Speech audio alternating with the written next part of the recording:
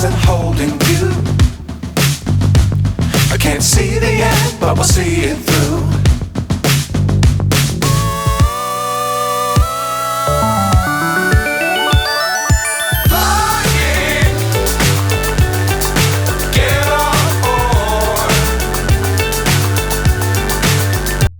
Hey, welcome back to Driver 88.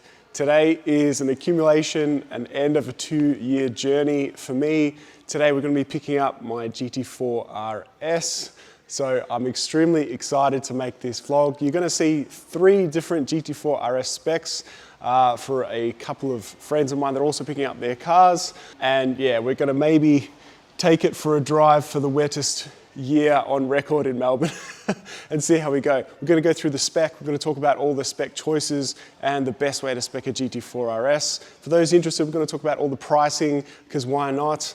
Also, I'm going to look at a few other nice cars here at Porsche Centre Doncaster. I walked into this place exactly 2 years ago because I saw the 4RS on the Nürburgring testing and I said, please, please, please, can I have one of these cars? It's going to be so special. I'm not going to be buying every single Porsche model like some other people to get one, but can I have this? And they came through for me. The guys here at Doncaster came through and it has arrived.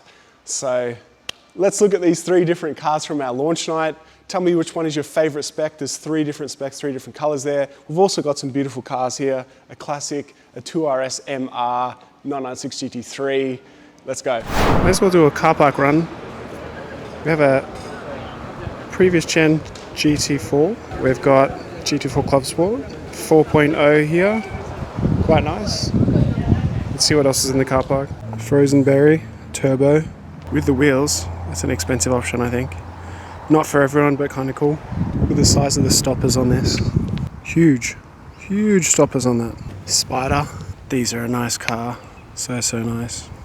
I think that's Gentian as well. Brand new BRZ with a massive wang. And the license plate.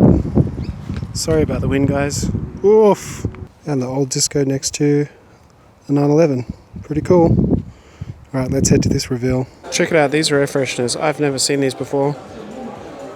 Urban Energy is my pick. I should get one of these thrown in with the new car. What's your pick?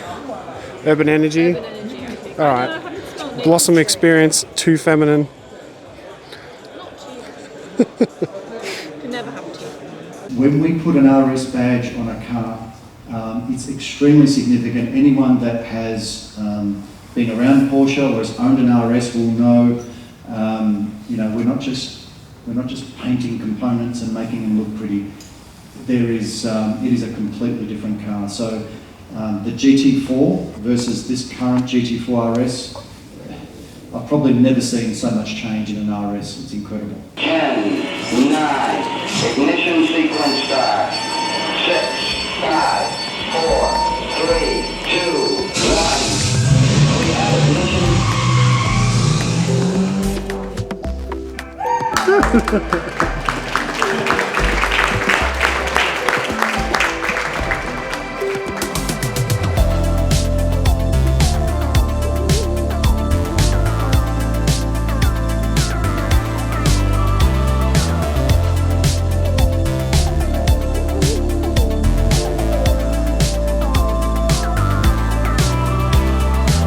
Okay, so I'm going to talk about my car spec, what I chose. Firstly, thankfully, I've seen a dozen cars delivered down under so far. This is the only one I've seen in Gentian blue, which is such a common Porsche color. I've driven it in Macans and all that sort of stuff, and it's free on every single other Porsche. Besides this one, I had to pay like $6,000 to get Gentian blue.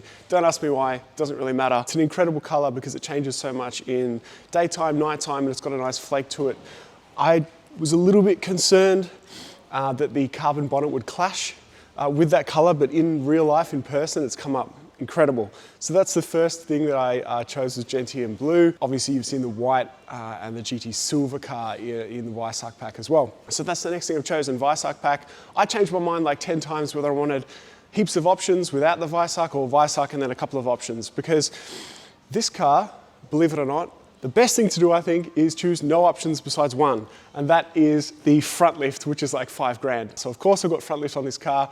It's absolutely unequivocally an option you have to pick, because the GT4, I destroyed my front lip. It's like impossible to drive on any sort of ramp without destroying it. So the front lift is another option, and the Weissach. So you might already know if you're into these cars and nerded out over all the details, but of course that includes the carbon bonnet. We've got the carbon mirrors, we've got the exposed carbon wing, we've got Porsche along the back. My car also has a club swap pack, which includes the titanium roll cage, which I've been told has been really hard to get for all sorts of obvious reasons. So I'm really glad I was able to get the roll cage in there as well, which looks really cool. One thing, or one of the biggest reasons why I chose the Weissach pack, was because aesthetically, the rear of the car, the engine bay, which is so unique and so incredible on this Cayman, is in carbon. So the standard car looks quite plasticky. It's just black plastic on all the intakes and the engine bay. So there, looks so much better. Okay, so interior. Now, some people feel that this interior is a little bit dated. It is pretty much essentially a 10-year-old design. I personally love it, and I'll tell you why. Not only is it functional, but I drive a lot of brand new cars, and I would much prefer a Focus interior with really good quality materials rather than just a big plastic hyperscreen, which sounds and looks like crap. Just my opinion. The Weissach pack, everything in here is Alcantara, so race text or Alcantara, whatever you want to call it, all throughout the dash, all throughout the ceiling, everywhere. The other thing that I really, really like about the RS is this satin look carbon. It goes, again, all the way throughout the interior. I chose the carbon door sill, which looks so cool, lit up in yellow. You'll see that right now. I'm just scared that I'm going to scratch it, but maybe put some PPF on that. The other thing that I chose, just little things that kind of make it better. The door handles, they're kind of a silver color in Weissach, so given that you're going to be sweating and touching them all the time, in order to stop that, I chose them in black. On top of that, I chose a smoker's pack. I do not smoke at all. I just wanted to get rid of the little cubby hole, which just gathers dust and stuff. Other than that, yeah, just Focus interior, really, really cool. I've ordered some larger paddles as well, so hopefully they come, but these days, who knows when you order something if it's ever going to arrive. So that should be good. I think I pretty much discussed everything. Of course, bucket seats, you don't really need to choose any options on this car besides the front lift. Honestly, if you just choose a front lift, I'm rambling now, it's about 90 grand cheaper than a GT3. So I think if you're worried about bang for buck, I think this is definitely the most bang for buck RS car you can buy, given how expensive everything is getting. So the reason why I buy all these cars, of course, is to get the free merch, the car cover, motorsport jacket. It's great also that Caymans have quite a lot of space. That's the jacket, why not? But this is really cool. This like very, very heavy pewter model, which I've never seen before, that Alex just gave me. You can't see it on camera, but this thing is so heavy and it feels really, really cool to have on your desk as a memento forever. So that's nice. So I forgot to mention, as we just pack everything away, all the Club Sport gear is in there, so the extinguisher and the harness and stuff. I've noticed that this is just so much lighter than my GT4. It just weighs absolutely nothing. The last option on this car, and the most expensive one, is $100,000, and that is stamp duty and taxes. I hope it's put to good use. That's another story. So also I've got the chrono pack on this car as well.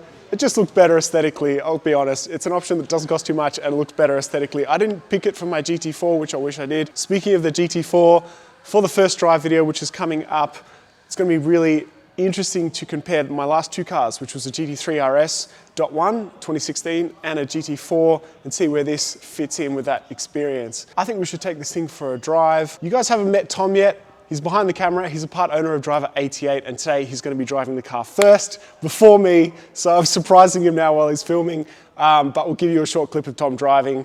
Let us know in the comments what you would pick for your options, also which car of the three that we've just shown you is your favourite, and how you would spec it, etc.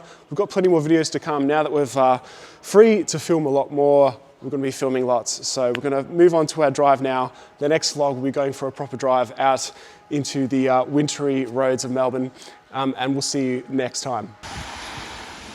It's not looking good, Tom. You better not crash my car. I'll try not to.